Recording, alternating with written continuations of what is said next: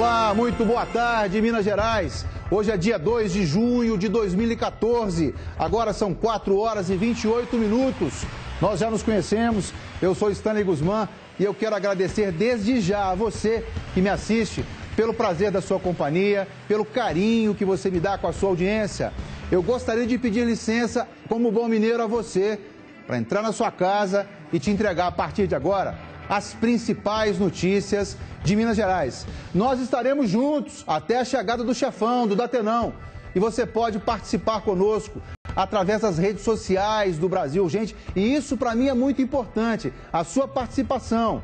Olha só, pelo telefone, você fala no 3349-5315. Esse é o número que tem que ter na memória.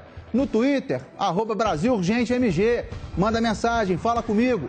Pelo Facebook, Brasil Urgente Minas. Manda sua mensagem que nós vamos estar te respondendo. E a mensagem de texto você manda para o 72250 e a gente vai estar aqui batendo esse papo bacana a partir de agora. Mande para mim as sugestões de reportagem, a sua participação, o seu carinho, a gente gosta, é muito gostoso. E se você tiver alguma reclamação aí no seu bairro, liga também, 3349-5315. E ó, assaltante morre em Ipatinga, no leste do estado, após troca de tiros com a polícia. Ele e mais 2 criminosos tentavam assaltar um posto de combustíveis. O trio chegou até o local, rendeu o visitante e ó, ficou amarrado, amordaçado. Olha essa notícia comigo. Pelas imagens da câmera de segurança, percebemos a fuga de 2 bandidos após serem surpreendidos pela polícia. Os criminosos não acataram a ordem da PM e um deles atirou contra os policiais, que revidaram com disparos. Na troca de tiros, Lucinei Soares, de 28 anos, foi alvejado e morreu no local da ação. Outros 2 homens foram presos. Cleison Cristiano Silva, de 29 anos, e Arley Santana Maciel, o Lelei, de 34. Eles dispararam arma de fogo, ou seja, usaram um revólver para atirar contra os policiais. Nesse momento, os policiais militares, 2 no local, utilizando aquilo que a lei prevê, dentro da excludente de licitude, usando moderadamente meios necessários, revidaram a esses disparos que foram efetuados pelos marginais. Os assaltantes renderam um vigilante e com a barra de ferro arrombaram a porta do escritório do posto.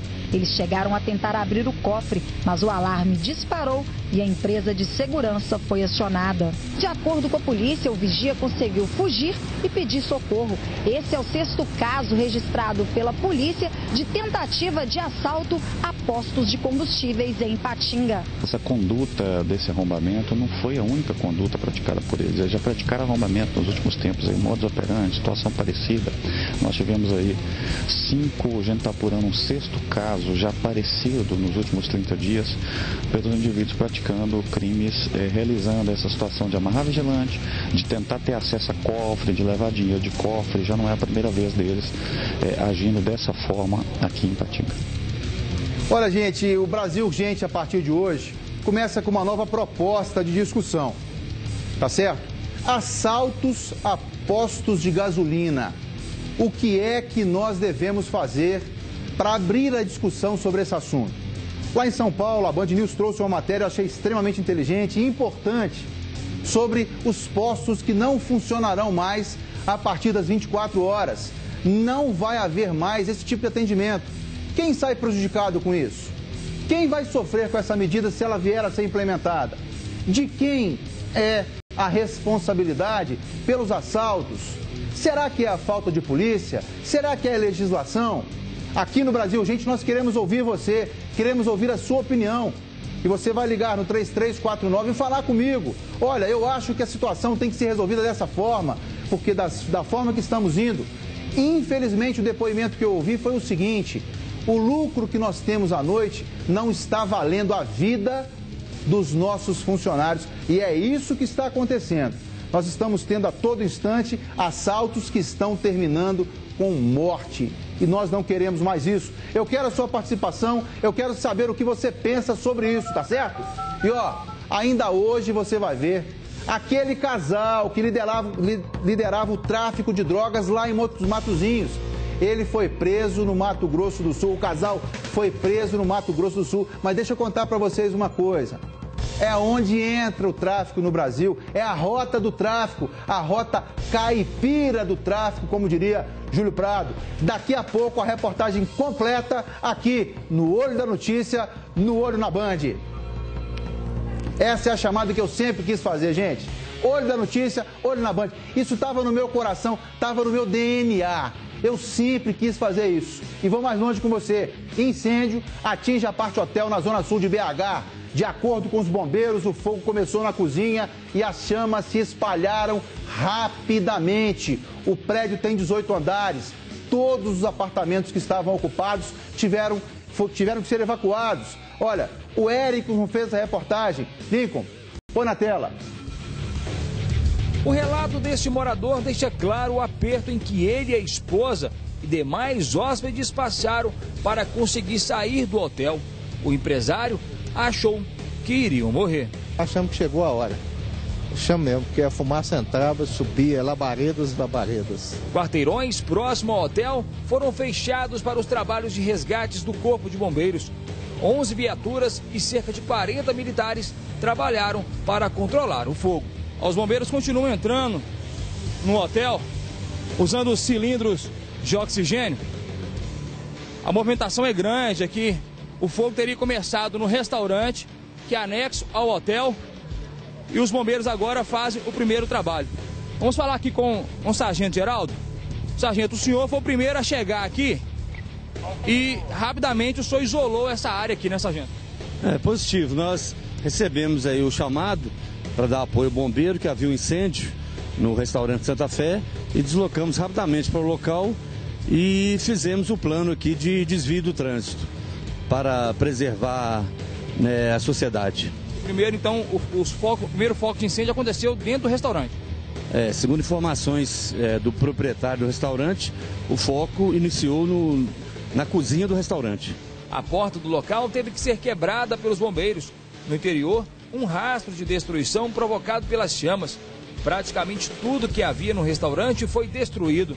Os moradores que foram saindo tiveram atendimentos preparados pelas ambulâncias do SAMU e serviços particulares. A todos os instantes, mais viaturas chegavam trazendo mais água. O prédio tem 18 andares e 106 apartamentos.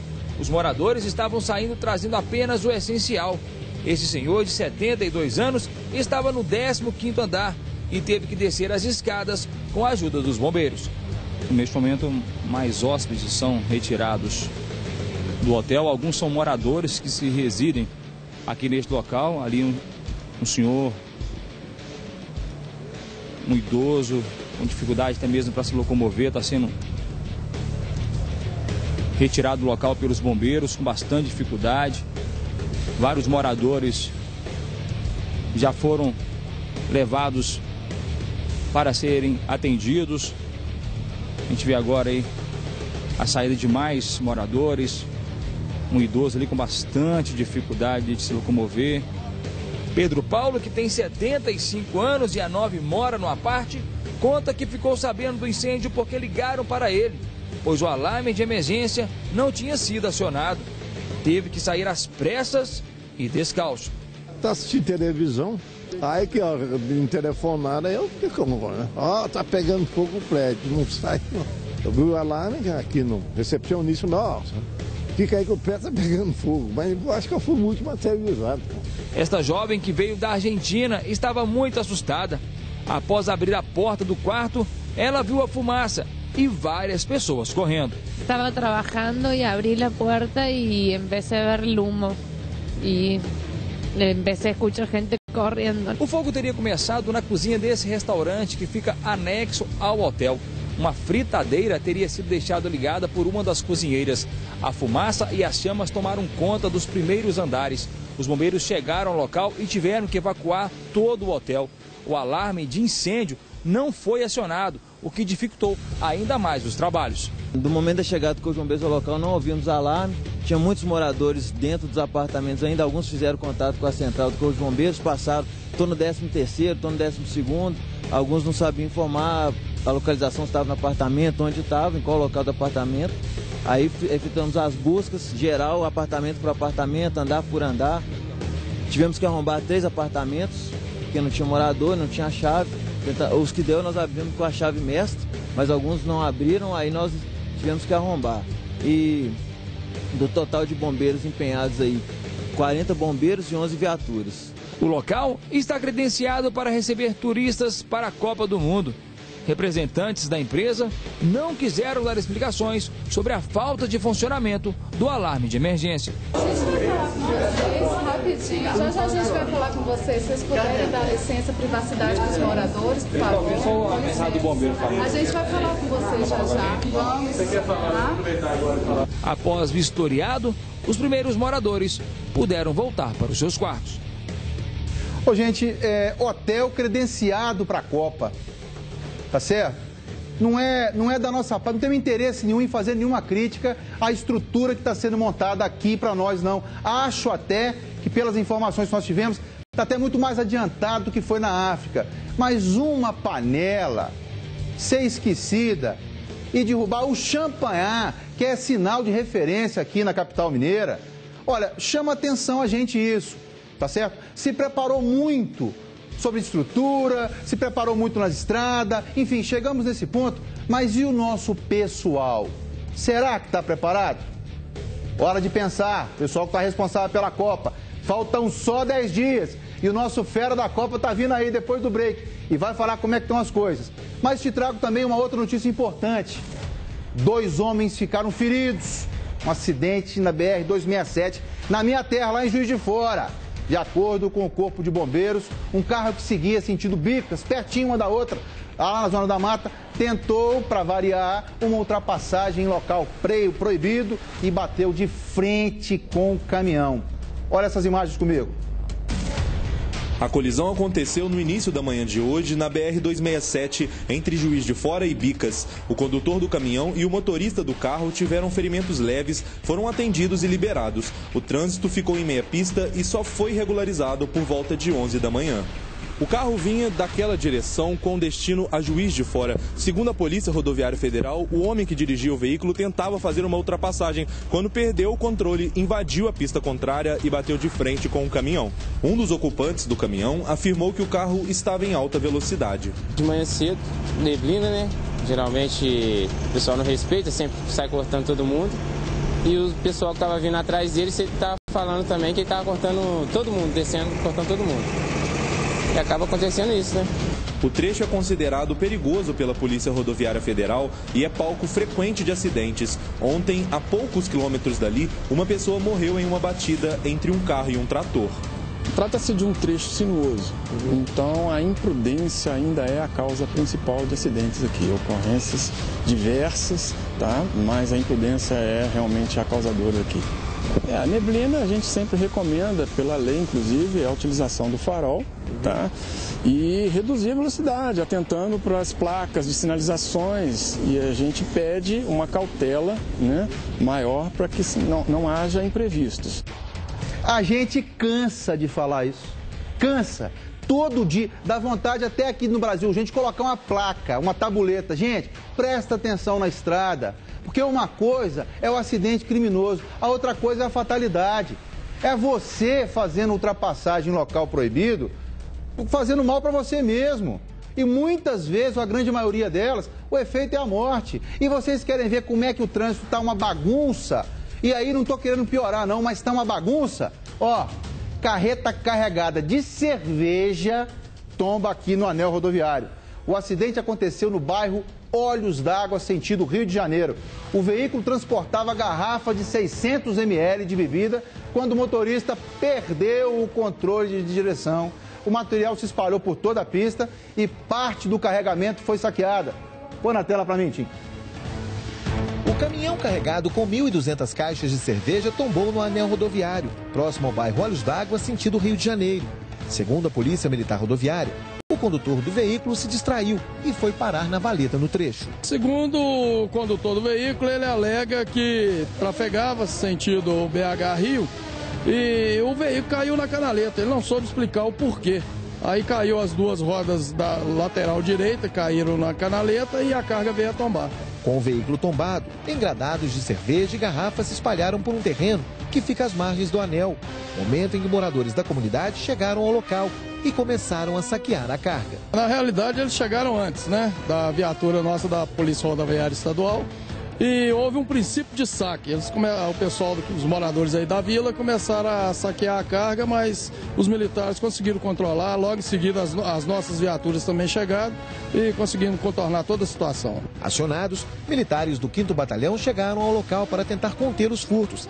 Nesse vídeo feito por um morador, o momento em que parte da carga era levada por moradores da comunidade. Estes 3 rapazes, embora reconhecessem que o ato de saque era ilegal, criticavam a ação da polícia, já que, segundo eles, um dos militares chegou a fazer disparos contra moradores que faziam os saques. Ele já chegou atirando, deu 2 tiros para cima e o restante dos tiros ele deu para a população mesmo. Chegou atirando, puxando o borraio mesmo, sentando o dedo em todo mundo descendo. O policial despreparado, chegou palavrão com todo mundo da população e falou que estava com revólver carregado mais de 30 balas e ia descarregar em todo mundo. Apesar do conflito, ninguém se feriu. Ânimos menos exaltados, a polícia isolou a área e aguardava a chegada de um representante da empresa para a retirada do material. O motorista do caminhão, identificado como Davi, de 34 anos, nada sofreu. Apesar da presença da polícia, uma multidão se aglomerou no entorno do acidente. Alguns, com sacolas, não escondiam a vontade de levar para casa algumas das 28 mil garrafas que ficaram espalhadas no local. Uai, eu vim buscar uma cervejinha aqui, né? Trouxe esse tanto de sacola, hein? A Copa tá chegando, né? Mas a polícia não deixou, não. Hã? A polícia não tá deixando. A polícia tá deixando, não tem que respeitar, né? No final da tarde, a carga foi retirada do local. Em menos de 5 meses, esse é o 2º acidente com carga de cerveja registrado nesse trecho do anel rodoviário. O Brasil, gente, tem o hábito de trazer para você que está em casa o que ninguém tem. O que ninguém tem. Quem cobriu essa matéria foi ele, Jacques Leal. E o Jacques tem uma novidade, tem um detalhe desse acontecimento que me deixou muito preocupado. Porque nós vamos discutir isso depois que eu falar com ele. Você vai perceber que ponto nós chegamos nos nossos conceitos, gente. Minerada, nós vamos discutir agora os nossos conceitos elementares nessa matéria. Você vai ver como é que a gente consegue hoje, a partir de hoje, aqui no Brasil Urgente, entrar em detalhes com coisas que você nem imaginava. Mas quero aí, Jacques Leal, fala comigo. O acidente foi sério, nós tivemos informação de que o motorista tinha ingerido bebida alcoólica, mas conta para mim e conta para os nossos telespectadores o que ninguém teve coragem de falar até agora. Boa tarde. Boa tarde, Stanley. Boa tarde a você, telespectador do Brasil. Gente, pois é, Stanley, nesse episódio, a gente viu na reportagem, os moradores da comunidade estavam levando as garrafas de cerveja, os engradados, levando para suas casas mesmo. Houve, inclusive, casos registrados pela própria polícia de pessoas que pararam os seus veículos. Há inclusive um registro de uma Saveiro, o dono de uma Saveiro, que teria parado nas proximidades do local e já estava com vários engradados levando. Na verdade, uma prática de furto, já que essa carga é segurada, tem um proprietário, há um dono, uma empresa, naturalmente.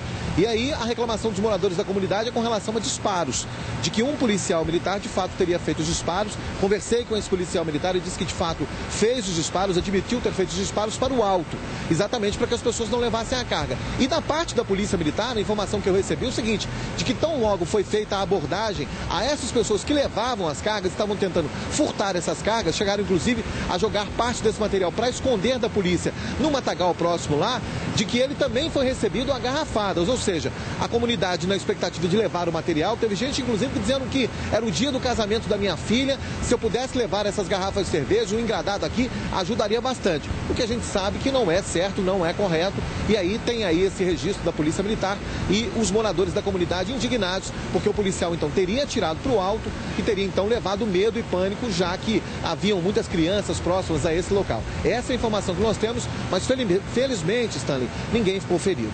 Ô Jacques, mas eu queria frisar isso novamente, porque eu vou entrar nessa discussão com o pessoal que está em casa. Houve disparo da polícia para evitar que a carga fosse saqueada. Exatamente, houve disparos, eu conversei com o policial militar, ele me disse que de fato atirou exatamente porque também numa condição de furto lá que as pessoas praticavam, na tentativa de evitar que esses furtos fossem feitos. Então ele disparou, fez disparos. Há quem, inclusive quem diga lá na comunidade que recolheu essas cápsulas de revólver, algumas cápsulas, no sentido de evitar que isso ocorresse. De fato houve sim, e eu conversei com esse militar do 13º, acho que é 13º não, é um batalhão próximo lá que atende a comunidade, e de fato houve uma situação de intranquilidade e as pessoas acabam se colocando numa condição de risco, né? Porque a gente sabe, e o policial militar foi muito feliz quando ele me disse o seguinte: quando ele abordou um rapaz que estava levando uma caixa, ele foi de muito bom senso dizendo o seguinte: olha, se meu carro está parado aqui, ele tem seguro, você vai levar ele para casa? Não, porque ele tem um dono. Do mesmo jeito, os engradados, os quase 28 mil garrafas que estavam espalhadas, parte dessa carga, num terreno próximo lá no anel rodoviário, onde ocorreu esse acidente. Era essa comparação que eu queria fazer, Jacques. O carro que está parado na via pública, se alguém passa e pega o que está dentro dele, está praticando um furto, um roubo, se tiver resistência. Nesse caso da carga foi o que aconteceu, correto?